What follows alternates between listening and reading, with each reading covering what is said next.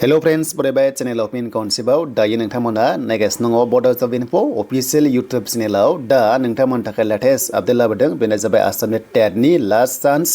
आरो लोगोसे appointment letter बेनो जाबाय एलपि इउपि लेभेलाव प्लास बिटिसि टेटनि मेरिट लिस्ट आरो लोगोसे बिटिसिनि आखायाव साख्रि होनो हानाय पावारा गैला नामा ग्रेड 3 ग्रेड 4 खौ बिटिसिआव बेखौ आं बुङाखै बेखौ बुंदों गोबांथार कमेन्ट सेक्सनाव जोंनि लाइमोनफोरा जे लाइमोननि केरियारा मा जागोन जे इलेक्सन सिगां साख्रि होगोन ना होआ एबा केन्सेल खालाममारगोन नामा एबा लाइमोनफोरजों गेलेगोन नामा सरकारा बेनि सायाव गोबांथार कमेन्ट्स फैदों दा बेखौनो जोङो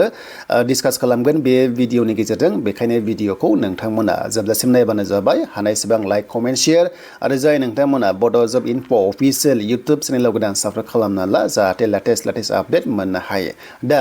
जोङो गोबां आसा खालामदोंमोन 14-15नि गेजेराव मोनसे नङा मोनसे रिजाल्ट फैगोन बायदि जों सर्सआव मोनदोंमोन नाथाय टेक्निकेलि सिङाव मा प्रब्लेम जादों बेनि सायाव बुंस'नो हाला नाथाय समजों लोगोसे नोंथांमोना नटिस एबा माबा मोनसे आपडेट मोननो हासिगौ नेक्स्ट लेभेलाव बाट अब्लाबो एपिएससि ग्रेड 1 ग्रेड 2 खौ जेरै आसाम सरकारा साख्रि होयो थिग बेबादिनो बिटिसिनि ग्रेड 3 ग्रेड 4 खौ बिटिसिआ होनो हायोमोन नाथाय बेखौ दासिमबो रिजाल्टखौ होनो हायाखै ना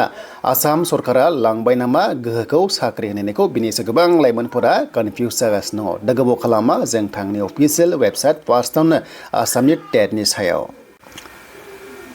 स' दायो जों फैबाय अफिसियेल वेबसाइट DEE आव बिनि पस्टआ रोखा आसामना 4500 दङ जेरै खोथा होदों सिमा थिग बेबादिनो खामानिखौ मावगासिनो दङ खुनु टेनसन गैया बिथांमोननि सरकारा खामानि मावगासिनो दङ दा नेक्स्ट लेभेलावबो बिथांमोननि सरकारानो फैनायनि चान्सखौ जों नुहुरदों मानोना जिबादि लाइमोनफोरखौ नायगासिनो दङ जेरै खोथा होनाय साख्रि आरो लोगोसे गुबुन गुबुन राङारि अनसुंथाइ जेरै खोथा होदोंमोन थिग बिथांमोना होगासिनो दङ आरो लोगोसे आइजोफोरनोबो राङारि अनसुंथाइ अरुण'दय लानानै गोबांथार रोखोमनि ग्रुपनि मेम्बार्सफोरनि एबा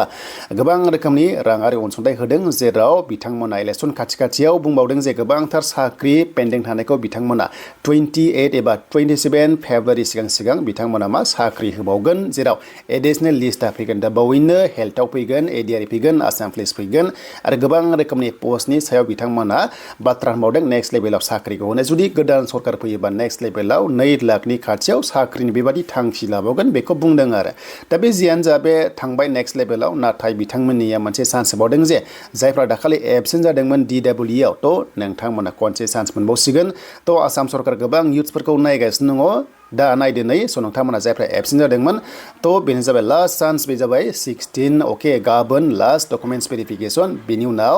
लासैनो रिजाल्टआ आउट जासिगोन एलपि आरो इउपि लेभेला आसाम स्टेटना अके देन बर' मिडियामनि काट अफआ बारा थांनाय नङा 50 प्लास थांगोन जायखिजाया एलपि लेभेलाव बेनिफ्राय 55 प्लास थांगोन बे जाबाय इउपि लेभेलाव आसाम स्टेटना बर' मिडियामनि थाखाय मानोना थांनाय बारा काट अफआ खम थांखादोंमोन जेराव थांनाय बाराव 58 गाहाम थांदोंमोन एलपि लेभेलाव अब्ला देग्लाय एसे खम बिनि गाहायाव थांगोन बेनो जाबाय एलपि लेभेलाव अके बे जाबाय बर' मिडियामनि थाखाय आसामनि DEE आव नाथाय बिटिसिनिया बेसेबां थांगोन जों बेखौ दा बेवहाय कभार खालामगोन दा बेखायनो जों थांसै दायो बिटिसिनि बेनिफ्राय एक्सुअलि बेनि मेरिट लिस्टआ 27नि सिगां फैगोन बादिखौ सर्सआव मोनदों आङो बेनो जाबाय आसामनि थाखाय मानोना आसामा सिमा जेरै खोथा होदों बेबादिनो जायो अके आसामनि एडुकेसन मिनिस्टाराबो फोसावखाबाय जे MCC सिगांनो साख्रिखौ मोनगोन मडेल कड अफ कन्डाक्टआ नोंथांमोना लास्ट उइक फेब्रुवारि नङाबा फार्स्ट सप्ता मार्चआव मोनगोन आरो अके बे रोखा देन बेखौ जों दोनथ'नानै दानि जों थांसै बिटिसिनि टेटनि सायाव दा जों फैबाय बिटिसिनि अफिसियेल वेबसाइट टेटनि सायाव बिटिसिनाबो मोनसे लास्ट चान्स होदों बेनो जाबाय डकुमेन्टस भेरिफिकेसना बे जागोन 17 फेब्रुवारियाव दे 17 फेब्रुवारियाव बियो लास्ट जागोन बेनिफ्राय बिनि फाइनाल लिस्टखौबो MCCनि सिगांनो होनोखौ माने आसाम सरकारा खावलायसिगोन एबा आसाम सरकारा अर्डार होनाय लोगो माने जागोन मेन जाबाय CM आसामनि सिमासे मेन जाना दङ बिथाङा जि होनगोन बेनो जागोन बेखायनो इलेक्सना फैगासिनो दङ इलेक्सनाव प्लास पइन्ट मोननो थाखाय टेटनि साख्रिखौ होनो हागौ मानोना गोबांथार इयुथ्सआ मोनसे डिसिसन लायो थांखि लायो जे सोरबा सरकारखौ फेजेननाय देरहानायाव नैबे इयुथ्सआ मेन रल लायो थ' बेखायनो इयुथ्सजों गेलेबा एसे दिगदार जायो बेखायनो इयुथ्सआ जाहाथे गासैखौबो माने नोजोर बोयो जे माबा मोनसे मोननो हास्थायो जेरावनोखि खस्थ' खालामनाय हिसाबै दा जियानो जा बिटिसि टेटआबो MCC सिगां चान्सआ दङ मानोना अर्डार होसिगोन CMआ बुंनाय लोगोनो बिनि रिजाल्टआ फाइनेल मेरिट लिस्टआ फैसिगोन दा बिनि काट अफ होनोबा थांनाय बाराव एलपिनि काट अफआव हमना ला 60 मोनब्ला अब्ला बिनि गाहायावथ' फैनांगोन 58 एबा 59 बेबादि फैनांगोन नाथाय एक्चुअली CTET हाबनायफ्रा लेंगुवेज 1आव जुदि प्रब्लेम दङबा थ' बिथांमोना मोननाय नङा नाथाय देग्लाय BtC TETआव मा आसाम TET हाबफादों अके स' बे आसाम TET हाबफादों आरो लोगोसे BtC TET हाबफादों अके थ' बिनिखायनो काटअफआ बांद्राय गाहायावबो थांगोन गोजौआवबो थांगोन होननानै दा फिक्स बुंनो हाथ'वा मानोना थ' बेबादि टाइपनि माखासे केटेगरिसनि TET एलिजिबल जादों BtC TETआव नाथाय आसामनि TETआव नैबे BtC TETआ एलिजिबल जाया बेखायनो बिनि काटअफआ आसामना खम थांगोन नाथाय BtCआव मोननै TET हमना ला Assam TET BtC special TET दंमोन ना स' बियो हाबना दङ दा बिनि रिजाल्टखौबो जों एक्सपेक्ट खालामनो हायो 25 फेब्रुवारिनिफ्राय हमना ला 28 फेब्रुवारिनि गेजेराव BtC TETखौ जोङो माने लानो हायो बे जाबाय कुनु CSB जों लिंक गैया CSBआ खालि ग्रेड 3 आरो ग्रेड 4 खौ साख्रिखौ होनो हायो नाथाय नैबे TETआ जाबाय इडुकेसन डिपार्टमेन्टआ डाइरेक्ट होनाय जायो दा बेखौ जों मोनथिबाय दानिया जों थांसै बेनो जाबाय ग्रेड 3 अके स' ग्रेड 3 आरो लोगोसे ग्रेड 4 खौ BtCआ माने एपइन्टमेन्ट होनो हागोन ना हामारला इलेक्सन सिगां एबा साख्रि होनो पावारा दंना गैया BtCआव गोबांथार इउथ्सआ कमेन्ट सेक्सनाव लिरदों नालाय दा जों बेखौनो थांसै CSB पर्टेलाव स' दानिया फैबाय जों CSB पर्टेलाव दा CSB पर्टेलाव फैनाय लोगो लोगो जों फार्स्टखौ रायखांनांगोन जोंहा ग्रेड 3 आरो ग्रेड 4आ जोंहा मोननै केटेगरि एप्लाइ जादोंमोन मोनसे जाबाय अनलाइन आरो मोनसे जाबाय अफलाइन थ' जायफ्रानोखि एप्लाइ खालामाखै एग्जाम लिराखै ओरैनो जुदि नोजोर बोयोबा बिथांमोना बुंगासिनो जे केन्सेल जानांगौ होननानै नाथाय नैबे ग्रेड 3 ग्रेड 4आव जे एप्लाइ खालामनो थाखाय जोंनि स्टुडेन्टस लाइमोना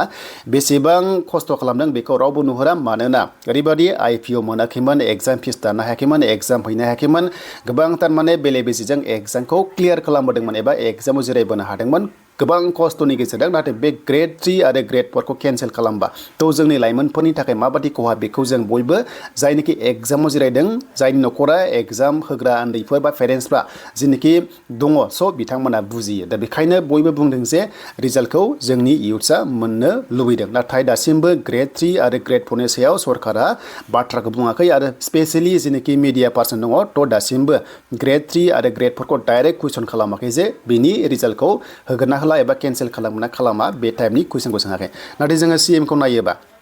थ' आसामनि CMनाव जिनोखि कुइसन सोङो ग्रेड 3 जा आसाम पुलिसआ माब्ला होगोन एबा होआ थ' बिथांमोना डाइरेक्ट मिडियाफ्रा सोङो नाथाय जोंनि दासिमबो सोंनायखौ जोङो नुनो मोनाखै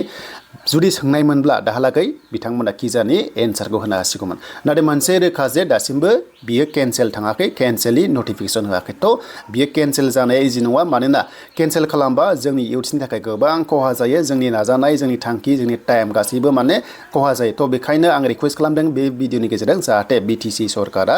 ग्रेड 3 आरो ग्रेड 4 खौ जाहाथे प्रसेसखौ खालामो दा जोंथ' जिनोखि सर्सआव मोननाय बादिबा ग्रेड 4आ रिजाल्टआ फैनो गोनांमोन दा बावैनो आरो ग्रेड 3 HS लेभेलाबो BHS लेभेलाबो फैनो गोनांमोन नाथाय माबाफोर इसु जादों खोमा सिङावहाय बेखौ आं मिथिला नाथाय दा बावैनो मोनसे नङा मोनसे नटिसखौ फैगोन बादि मोन्दों आङो दा जियानो जा टाइमा बारा गोबाव गैला टाइमा जायखिजाया 28 फेब्रुवारिनि सिगां दङ दा बेखिनियाव जुदि BtCआ होयोबा आपकामिं इलेक्सन जिनोखि MLA इलेक्सन दङ एप्रिल एबा लास्ट उइक एप्रिलाव गोबां प्लास पइन्ट जागोन नाथाय जुदि माबाफोर जुदि गोरोन्थि मावोबा जोंनि इयुथ्सआ जिनोखि थांखि लायो बेनो जायो दा जियानो जा बेखौ नेक्स्ट लेभेलाव मोनथिसिगोन दा